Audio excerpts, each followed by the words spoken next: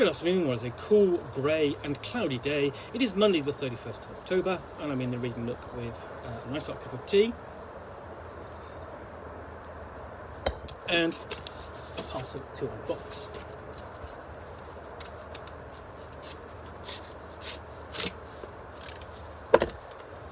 And what I've got in here is this, which is the RuneQuest Weapons and Equipment Guide. There we go. So, an essential reference guide for RuneQuest players. Weapons and equipment showcases Grantham culture and life, describing the items, services, adventurers use every day, exceptional and magical items, as well as how they can sell their hard-won treasure.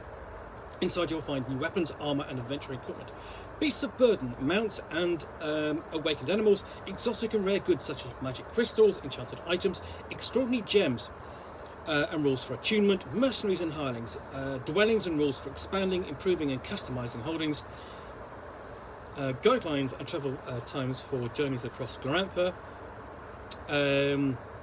common goods such as food, drink, clothing, jewellery and other everyday items. Weapons and equipment dramatically expands the RuneQuest core rules with new means of equipping and advancing your adventures. Game masters can use these contents for treasure hoards and other material rewards, making this an invaluable resource for every RuneQuest player. So, this is going to be an interesting book to look at because RuneQuest is, and especially Glorantha, is quite a cultural setting. So it's interesting to look at sort of like the things and objects that the people in its societies and its cultures value. And if you have access to that kind of knowledge, what you can do is take that information and build adventures around it, equip, and then equip your player characters with it, and turn it into, and essentially make those items important to the player characters as well. So we open it up, and let's just have a look. It's quite a slim volume, but try and get the plastic off. There we go.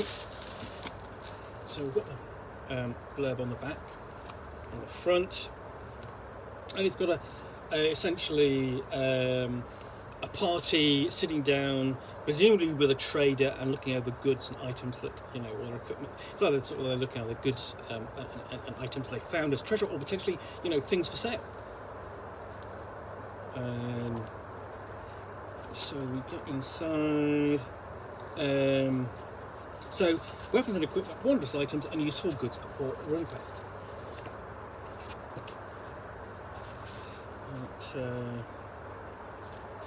Okay, so we've got an introduction,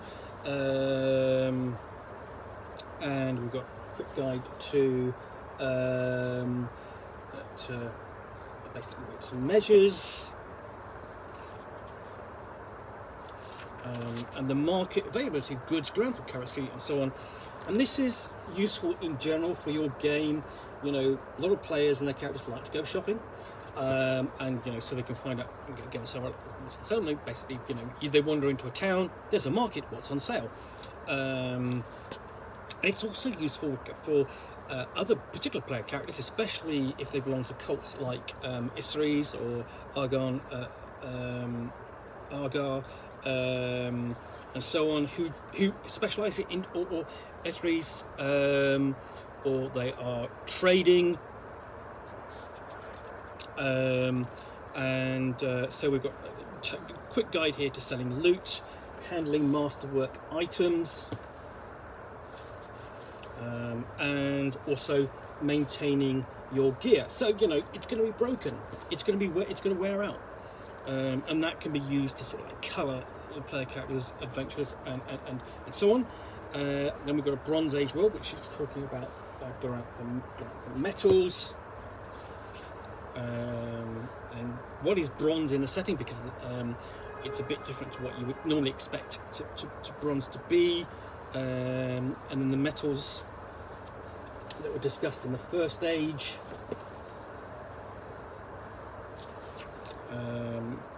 and and essentially the Grantham cults with the enchant metal spell. So how particular metals could be important to particular cults, and then dealing with other things like pottery, spinning and weaving, fuels, and then things like that. I mean, looking at them, at what their role in the game is, and then you can play characters who might be who might even be weavers or potters and so on. That's all possible. And talking about common goods, so clothing, jewellery,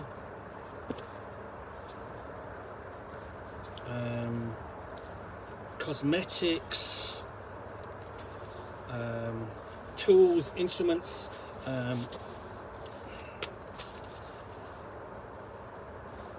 all serving to enforce, or encourage the style and feel of the setting.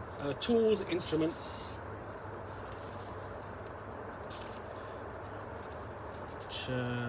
toys and games, food and drink. It's not just essentially, it's more than just sit down and have something to eat. What are you eating? It adds feel and verisimilitude to a setting. Herbs and plants, if your character's a herbalist.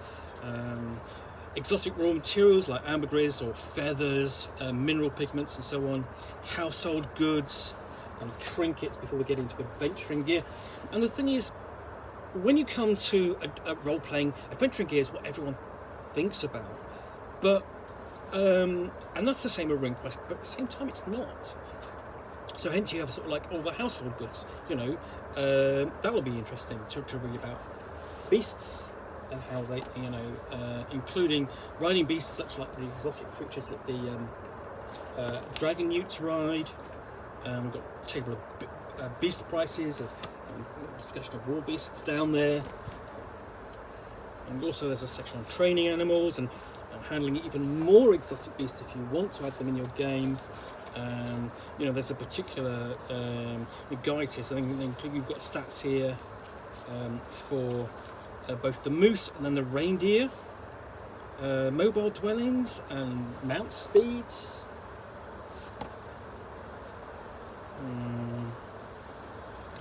Awakened beasts, because that's entirely possible, quite common. Shadow cats are quite common as awakened beasts. Then we have hirelings and services, because you can hire mercenaries and experts. Labour services, personal services, poets and heralds. I mean, not just the guides. If you've got a character who is appointed, like for example, Thane of Apple Lane, all this is important.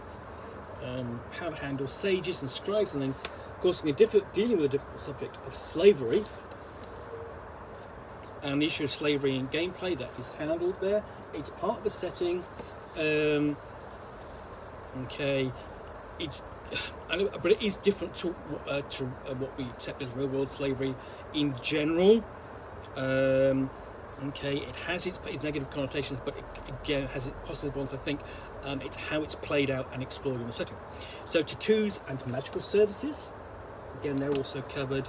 Inns and residences, funerary rites,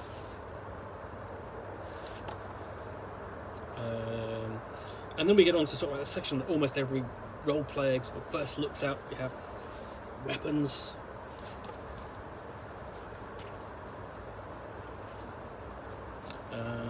So we've got illustrations and a big table as well. So these are expanding upon what's available in the core rulebook.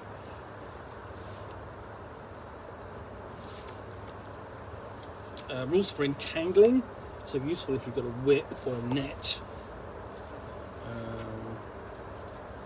So we've even got a section on net fighting. That's quite useful, especially if you're a worshipper of Hela or something like that. More weapon illustrations. Napping, so you can sharpen flints, and not every weapon is made of bronze or iron. And it does the same for missile weapons.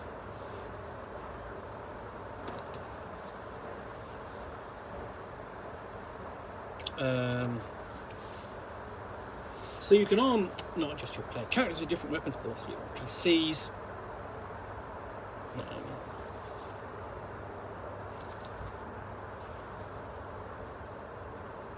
Then we do the same basically just the table of war gear, what you take with you, then before we get onto armour. Looking at how it's worn, what its components are, nicely done here in full colour.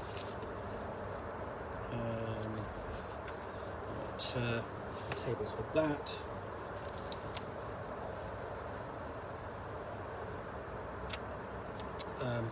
Helmets, shields, all illustrated and described. Armour for your beasts if you're going to ride into battle, whether or not that's on a bison or a horse or another something else. We have non-human armour as well, so sometimes you won't be playing a human character. The default is, but sometimes not. So that's included. You're not waiting for a source book on non-human races. We've got a guide to travel, a nice piece of artwork there. Somebody's showing the directions to, you need to go this way. Warrior, and presumably, and again, we're basically out in Prax. Vehicles, chariots, watercraft, they're all handled vehicles as well. And then we get into illustration of basically Tree-town. That's good. Yeah, I thought I was going to say that's no yet or not yet. And that covers acquiring land and what you do with it, equality, and buildings, developing it for agriculture, fortifications. You've got ruins everywhere, but new fortifications have to be built as well, or indeed repaired. And then training, because it's not just learning through experience. You can get better by going to someone who's better than you and knows more other techniques. And this covers both skills, characteristics, revisiting what's in the back of the core book, spirit magic training, all common pursuits of your player characters, sorcery training, and then exotic items at the back.